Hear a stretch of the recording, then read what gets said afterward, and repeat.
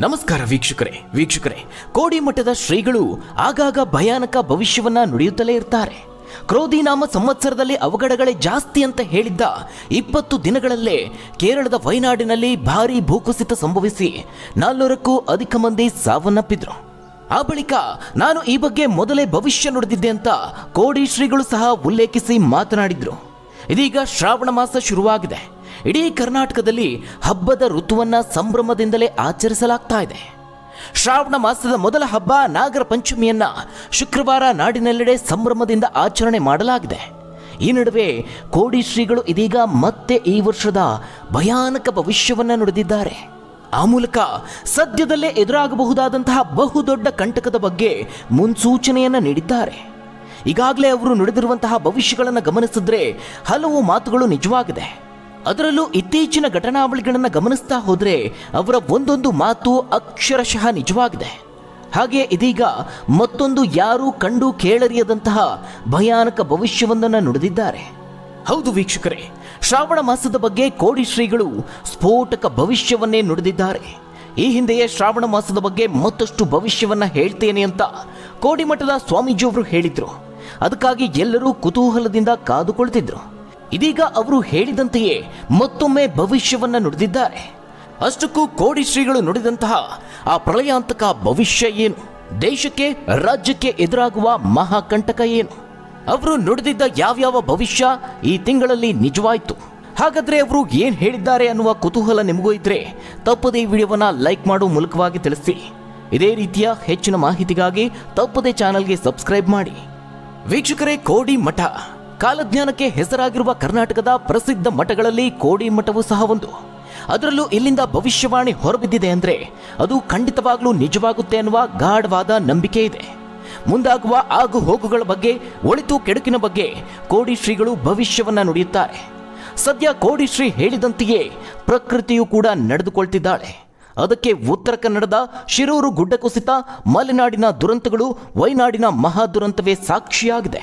ಇಂತಹ ಪ್ರಳಯಾಂತಕ ಭವಿಷ್ಯವನ್ನ ನುಡಿಯುವಂತಹ ಮಹಾಕಾಲಜ್ಞಾನಿ ಕೋಡಿ ಶ್ರೀಗಳು ಕ್ರೋಧಿ ನಾಮ ಸಂವತ್ಸರದಲ್ಲಿ ಅವಘಡಗಳೇ ಹೆಚ್ಚು ಅಂತ ಹೇಳಿದ್ರು. ಆ ಒಂದು ಮಾತು ಹೇಳಿ ಕೇವಲ 20 ದಿನಗಳಲ್ಲೇ ಕೇರಳದ ವಯನಾಡಿನಲ್ಲಿ ಭಾರೀ ಭೂಕುಸಿತ ಸಂಭವಿಸಿ 400ಕ್ಕೂ ಅಧಿಕ ಮಂದಿ ಸಾವನ್ನಪ್ಪಿದ್ದಾರೆ. ನಂತರದಲ್ಲಿ ಮಾಧ್ಯಮದ ಮುಂದೆ ಬಂದಂತಹ ಕೋಡಿ ಶ್ರೀಗಳು ಈ ಬಗ್ಗೆ ನಾನು ಮೊದಲೇ ಭವಿಷ್ಯ ನುಡಿದಿದ್ದೆ ಅಂತ ಕೋಡಿಮಠದ ಶ್ರೀ ಶಿವಾನಂದ ಶಿವಯೋಗಿ ರಾಜೇಂದ್ರ ಸ್ವಾಮೀಜಿಗಳು ಹೇಳಿದರು. ಕಳೆದ ಕೆಲವು ತಿಂಗಳುಗಳ ಹಿಂದೆಯಷ್ಟೇ ಕೋಲಾರ ಜಿಲ್ಲೆ ಮಾಲೂರು ಪಟ್ಟಣದ ಕಾರ್ಯಕ್ರಮವೊಂದರಲ್ಲಿ ಮಾತನಾಡಿದ್ದ ಶ್ರೀಗಳು ಯುಗಾದಿ ನಂತರ ರಾಜ್ಯದಲ್ಲಿ ಒಳ್ಳೆಯ ಬೆಳೆ ಮತ್ತು ಮಳೆಯಾಗುವಂತಹ ಲಕ್ಷಣಗಳಿವೆ ಅಂತ ಭವಿಷ್ಯವನ್ನ ನುಡಿದ್ರು. ಇನ್ನು ಇದೇ ವೇಳೆ ರಾಜ್ಯ ರಾಜಕೀಯದ ಬಗ್ಗೆ ಯುಗಾದಿ ಕಳೆದ ನಂತರದಲ್ಲಿ ಹೇಳ್ತೀನಿ ಅಂತ ಹೇಳುವ ಮೂಲಕವಾಗಿ ಕುತೂಹಲವನ್ನ ಹುಟ್ಟುಹಾಕಿದ್ರು. ಕೇವಲ ಅಷ್ಟೇ ಅಲ್ಲ, ಸುರಿದಲ್ಲಿಯೇ ಮಳೆ ಸುರಿಯುತ್ತೆ ಅಂದ್ರೆ ಅತಿವೃಷ್ಟಿ ಸೃಷ್ಟಿಯಾಗುತ್ತೆ ಅಂತ ಪ್ರಕೃತಿ ಮುನಿಸಿಕೊಳ್ತಾಳೆ ಅಂತ ಮುನ್ಸೂಚನೆಯನ್ನ ನೀಡಿದ್ರು. ಅವರು ಹೇಳಿದಂತೆಯೇ ನಡೀತಾ ಇರೋದು ನಮ್ಮೆಲ್ಲರ ಕಣ್ಮುಂದೆ ಇದೆ. ಮಲೆನಾಡು ಕರಾವಳಿ ಭಾಗದಲ್ಲಿ ವರುಣ ಮೃದಂಗ ಬಾರಿಸ್ತಿದ್ದಾನೆ. ಉತ್ತರದಲ್ಲಿ ಗುಡ್ಡ ಕುಸಿತ, ದಕ್ಷಿಣದಲ್ಲಿ ಮಹಾಪ್ರವಾಹ ಉಂಟಾಗಿದೆ. ಪ್ರಪಂಚದ ಪ್ರಬಲ ರಾಷ್ಟ್ರಗಳಲ್ಲೂ ಜಲದಿಗ್ಬಂಧನ ಉಂಟಾಗಿದೆ. ಶಿರಾಡಿ ಘಾಟ್ ಗುಡ್ಡ ಕುಸಿದಿದೆ. ವರುಣನ ದಾಳಿಗೆ ಮಲೆನಾಡು ಭಾಗ ತತ್ತರಿಸಿ ಹೋಗಿದೆ. ಪುನರ್ವಸು ಮಳೆಗೆ 7 ಜಿಲ್ಲೆಗಳು ಗಡಗಡ ನಡುಗಿ ಹೋಗಿವೆ. ಇವೆಲ್ಲವನ್ನ ಗಮನಿಸಿದಾಗ ಕೋಡಿ ಶ್ರೀಗಳು ಮಳೆಯ ಬಗ್ಗೆ ನುಡಿದಿದ್ದ ಭವಿಷ್ಯ ಹುಸಿಯಾಗಿಲ್ಲ ಅಂತಲೇ ಹೇಳಬಹುದು. ಇದೇ ವಿಚಾರದ ಬಗ್ಗೆ ಬಯಲುಸೀಮೆ ಮಲೆನಾಡಾಗುತ್ತೆ, ಮಲೆನಾಡು ಬಯಲುಸೀಮೆ ಬಯಸುತ್ತೆ ಅಂತ ಕೋಡಿ ಶ್ರೀಗಳು ಎಚ್ಚರಿಸಿದ್ರು. ಅಲ್ಲದೆ ವಿದೇಶದಲ್ಲೂ ವಿಪರೀತ ಮಳೆಯಾಗುತ್ತೆ ಅಂತಲೂ ಕೋಡಿ ಶ್ರೀಗಳು ಹೇಳಿದ್ರು. ಇದೀಗ ಚೀನಾಗೂ ವರುಣನ ಶಾಪ ತಟ್ಟಿದೆ. ವಾಯು ಮಾಲಿನ್ಯದಿಂದ ಭಾರತದಲ್ಲಿ ಅಪಮೃತ್ಯುವಾಗುವ ಸಂಭವವಿದೆ. ಜಗತ್ತಿನ ಸಾಮ್ರಾಟರೇ ತಲ್ಲಣಗೊಂಡು ದುರ್ಘಟನೆ ನಡೆಯುತ್ತೆ. ಆಳುವವರು ಅರಿತರೆ ಪಾರಾಗ್ತೀರಿ, ಇಲ್ಲವಾದ್ರೆ ವಿನಾಶ ಕಟ್ಟಿಟ್ಟ ಬುತ್ತಿ ಅಂತ ಭವಿಷ್ಯವನ್ನ ನುಡಿದಿದ್ದಾರೆ. ಈ ಹಿಂದೆ ರಾಜ್ಯ ರಾಜಕಾರಣದಲ್ಲಿ ಆಗಿರುವ ಬದಲಾವಣೆ ಬಗ್ಗೆ ಮಾತನಾಡಿದ್ದ ಅವರು ಸನ್ಯಾಸಿ ಬೇಡನ ಕಥೆಯನ್ನ ಹೇಳಿದ್ರು. ಒಬ್ಬ ಸನ್ಯಾಸಿ ತಪಸ್ಸಿಗೆ ಕುಳಿತಿದ್ದನಂತೆ. ಆಗ ಒಬ್ಬ ಬೇಡ ಬೇಟೆಗೆ ಜಿಂಕೆಯನ್ನ ಓಡಿಸಿಕೊಂಡು ಬಂದ. ಸ್ವಾಮೀಜಿ ಮುಂದೆ ಜಿಂಕೆ ಹಾದು ಹೋಯ್ತು. ಆಗ ಸ್ವಾಮೀಜಿಯನ್ನ ಇಲ್ಲಿ ಜಿಂಕೆ ಹೋಯ್ತಾ ಅಂತ ಬೇಡ ಕೇಳಿದ್ದ. ಆಗ ಸನ್ಯಾಸಿ ಹೋಯ್ತು ಅಂತ ಹೇಳಿದ್ರೆ ಕೊಂದ ಪಾಪ ತಟ್ಟುತ್ತೆ, ಇಲ್ಲ ಅಂತ ಹೇಳಿದ್ರೆ ಸುಳ್ಳು ಹೇಳಿದ ಪಾಪವೂ ತಟ್ಟುತ್ತೆ. ಹೀಗಿದ್ದಾಗ ಆ ಸನ್ಯಾಸಿ ಒಂದು ಜಾಣ್ಮೆಯ ಉತ್ತರವನ್ನ ನೀಡ್ತಾರೆ. ಆ ಉತ್ತರ ಏನಂದ್ರೆ, ಯಾವುದು ನೋಡ್ತು ಅದಕ್ಕೆ ಮಾತು ಬರಲ್ಲ, ಯಾವುದು ಮಾತನಾಡ್ತು ಅದಕ್ಕೆ ಮಾತನಾಡಕ್ಕೆ ಬರೋದಿಲ್ಲ ಅಂತ ಸನ್ಯಾಸಿ ಹೇಳಿದ್ದ. ಕಣ್ಣು ನೋಡ್ತು, ಕಣ್ಣಿಗೆ ಮಾತು ಬರಲ್ಲ, ನಾಲಿಗೆ ಮಾತಾಡ್ತು, ಆದ್ರೆ ಅದು ನೋಡಲಿಲ್ಲ ಅಂತ ತಿಳಿಸಿದ್ರು. ಬೇಡ ಸನ್ಯಾಸಿ ಕಥೆಯನ್ನ ಹೇಳುವ ಮೂಲಕವಾಗಿ ರಾಜಕಾರಣದ ಬಗ್ಗೆ ಮಾರ್ಮಿಕವಾಗಿ ನುಡಿದಿದ್ರು. ಇನ್ನು ಗ್ಯಾರಂಟಿಗಳಿಂದ ಕರ್ನಾಟಕ ಸರ್ಕಾರ ನಡೆಯುತ್ತಾ ಅನ್ನುವ ಪ್ರಶ್ನೆಗೆ ಉತ್ತರಿಸಿದ ಅವರು, ನನಗಿಂತ ನಿಮಗೇ ಚೆನ್ನಾಗಿ ಗೊತ್ತು, ರಾಷ್ಟ್ರ ರಾಜಕಾರಣ ಸಹ ಯುಗಾದಿ ಮೇಲೆ ಗೊತ್ತಾಗುತ್ತದೆ. ಯುಗಾದಿ ನಂತರ ಭವಿಷ್ಯ ಬರುತ್ತೆ.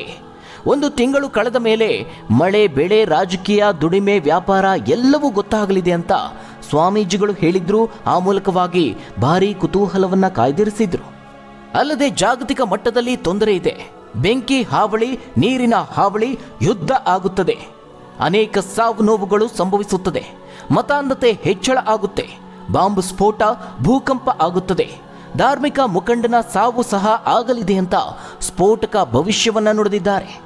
ಇನ್ನು ಇತ್ತೀಚೆಗಷ್ಟೇ ಹೊಸ ವರ್ಷದ ಆರಂಭದಲ್ಲಿ ಗದಗದಲ್ಲಿ ಮಾತನಾಡಿದ್ದ ಅವರು 2024ರಲ್ಲಿ ಅಕಾಲಿಕ ಮಳೆಯಾಗಲಿದ್ದು ಜಗತ್ತಿಗೆ ಒಳ್ಳೆಯ ದಿನಗಳಿಲ್ಲ, ಬಾಂಬ್ ಸಿಡಿಯುವ ಸಂಭವವಿದೆ, ಯುದ್ಧ ಭೀತಿ ಆವರಿಸಲಿದೆ, ಭೂಕಂಪ, ಜಲಕಂಟಕವೂ ಇದೆ, ಜನರು ತಲ್ಲಣಗೊಳ್ತಾರೆ ಅಂತ ಭವಿಷ್ಯವನ್ನ ನುಡಿದಿದ್ರು.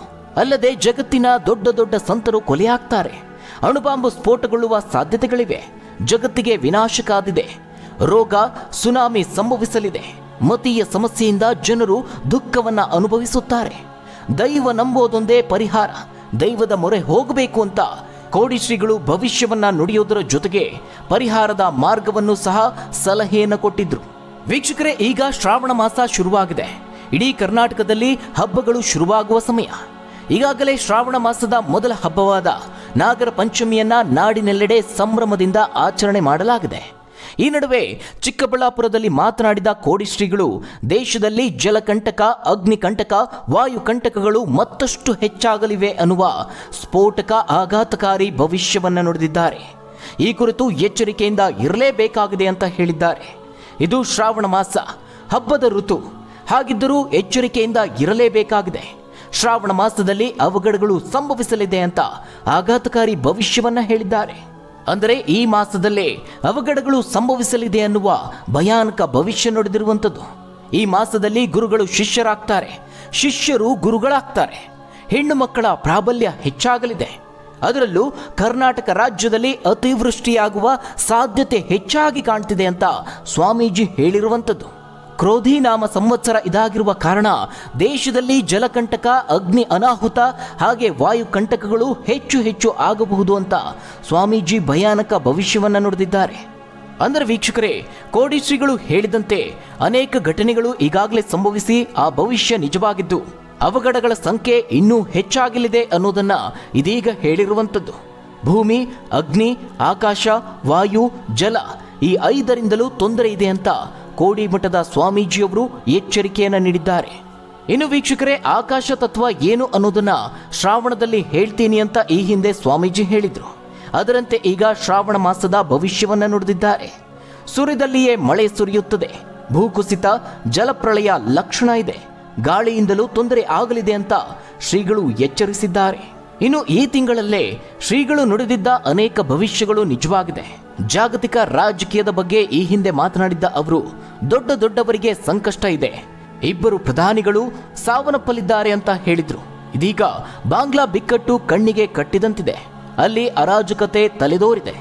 ದೇಶದ ಪ್ರಧಾನಿಯೇ ಜೀವ ಭಯದಿಂದ ಭಾರತಕ್ಕೆ ಓಡಿ ಬಂದಿದ್ದಾರೆ. ಭಾರತದಿಂದ ಲಂಡನ್ಗೆ ಪ್ರಯಾಣವನ್ನ ಬೆಳೆಸಲಿದ್ದಾರೆ. ಆದರೆ ಬಾಂಗ್ಲಾದಲ್ಲಿ ದಂಗೆಕೋರರು ಹಸೀನಾ ಅವರ ಅವಾಮಿ ಲೀಗ್ ಪಕ್ಷದ ಯಾರೊಬ್ಬರನ್ನು ಬಿಡ್ತಾ ಇಲ್ಲ. ಪಕ್ಷದ ನಾಯಕರು, ಕಾರ್ಯಕರ್ತರು ಅನ್ನದೇ ಕಣ್ಣಿಗೆ ಕಂಡಲ್ಲಿ ಬೀದಿ ಬೀದಿಯಲ್ಲಿ ಹೊಡೆದು ಕೊಂದು ಹಾಕ್ತಿದ್ದಾರೆ. ಅಲ್ಲಿ ಈವರೆಗೆ ಬಲಿಯಾದವರ ಸಂಖ್ಯೆ ಬರೋಬ್ಬರಿ 440ಕ್ಕೆ ಏರಿದೆ. ಬಾಂಗ್ಲಾ ಅಕ್ಷರಶಃ ಸ್ಮಶಾನವಾಗಿದೆ. ಕಿಡಿಗೇಡಿಗಳ ಅಟ್ಟಹಾಸಕ್ಕೆ ಬಾಂಗ್ಲಾ ನಲುಗಿ ಹೋಗಿದೆ. ಇನ್ನು ಬಾಂಗ್ಲಾ ಪ್ರಧಾನಿಯವರು ಇನ್ನೊಂದು ನಿಮಿಷ ಅಲ್ಲಿದ್ದಿದ್ರು ಅವರ ಪ್ರಾಣವೂ ಸಹ ಹಾರಿ ಹೋಗ್ತಿತ್ತು. ಅದೃಷ್ಟವಶಾತ್ ಅಷ್ಟರಲ್ಲಾಗಲೇ ಅವರು ಭಾರತಕ್ಕೆ ಬಂದಿದ್ದಾರೆ. ಇನ್ನು ಇತ್ತೀಚೆಗೆ ಟ್ರಂಪ್ ಮೇಲೆ ಆದಂತಹ ಗುಂಡಿನ ದಾಳಿಯ ಬಗ್ಗೆ ನಿಮ್ಮೆಲ್ಲರಿಗೂ ಗೊತ್ತಿದೆ. ಟ್ರಂಪ್ ಕೂದಲೆಳೆ ಅಂತರದಲ್ಲಿ ಪ್ರಾಣಾಪಾಯದಿಂದ ಪಾರಾಗಿದ್ರು. 60 ವರ್ಷಗಳ ನಂತರ ಅಮೆರಿಕಾದಲ್ಲಿ ಮಾಜಿ ಅಧ್ಯಕ್ಷರ ಮೇಲೆ ಹತ್ಯೆ ಪ್ರಯತ್ನ ನಡೆದಿದೆ. ಇನ್ನು ಇದರ ಜೊತೆಗೆ ಮತೀಯ ಸಮಸ್ಯೆಯಿಂದ ಜನರು ದುಃಖವನ್ನ ಅನುಭವಿಸುತ್ತಾರೆ ಅಂತ ಹೇಳಿದ್ರು. ಬಾಂಗ್ಲಾದಲ್ಲಿ ಹಿಂದೂಗಳ ಮೇಲೆ ದಾಳಿಯಾಗ್ತಿರೋದು ನಿಮ್ಮೆಲ್ಲರಿಗೂ ಗೊತ್ತಿರೋ ವಿಚಾರ. ಅಲ್ಲದೆ ಜಗತ್ತಿನ ದೊಡ್ಡ ಸಂತರು ಕೊಲೆಯಾಗ್ತಾರೆ ಅಂತಲೂ ಶ್ರೀಗಳು ಹೇಳಿದ್ರು.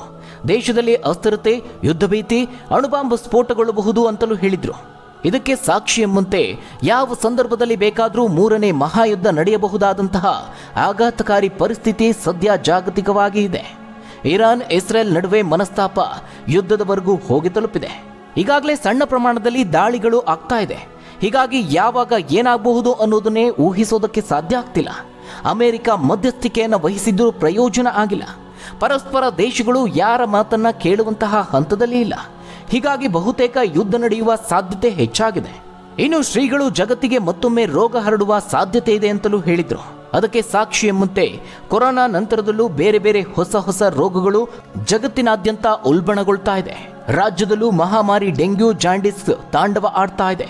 ಜೊತೆಗೆ ದೊಡ್ಡ ಸುನಾಮಿಯೊಂದು ಎದ್ದು ಜಗತ್ತಿಗೆ ಅಪಾಯವಾಗಲಿದೆ ಅಂತ, ಭೂಕಂಪ ಸಂಭವಿಸಲಿದೆ ಅಂತ ಹೇಳಿದ್ರು. ಅವರು ಈ ಒಂದು ಮಾತನ್ನ ಹೇಳಿ ತಿಂಗಳುಗಳು ಕಳೀತಾ ಇದ್ದ ಹಾಗೆ ನಿನ್ನೆಯಷ್ಟೇ ಜಪಾನ್ನಲ್ಲಿ ಭೂಕಂಪ ಸಂಭವಿಸಿದೆ. ತೀವ್ರ ಭೂಕಂಪಕ್ಕೆ ಅಲ್ಲಿನ ದ್ವೀಪ ಪ್ರದೇಶಗಳು ನಲುಗಿ ಹೋಗಿದೆ. ಈಗಾಗಲೇ ಅಲ್ಲಿನ ಜನರನ್ನ ಸ್ಥಳಾಂತರ ಮಾಡಲಾಗಿದೆ. ಒಟ್ಟಾರೆಯಾಗಿ ಶ್ರೀಗಳು ಹೇಳಿದಂತೆ ಕ್ರೋಧಿ ನಾಮ ಸಂವತ್ಸರದಲ್ಲಿ ಭಯಾನಕ ಘಟನೆಗಳೇ ನಡೆದು ಹೋಗಿದೆ. ಹಾಗಾದ್ರೆ ವೀಕ್ಷಕರೇ, ಶ್ರೀಗಳು ನುಡಿದಿರುವಂತಹ ಈ ಒಂದು ಭವಿಷ್ಯದ ಬಗ್ಗೆ ನೀವೇನಂತೀರಾ? ನಿಮ್ಮ ಅನಿಸಿಕೆ, ಅಭಿಪ್ರಾಯವನ್ನ ಕಮೆಂಟ್ ಮೂಲಕವಾಗಿ ತಿಳಿಸಿ. ಧನ್ಯವಾದಗಳು ವೀಕ್ಷಕರೇ.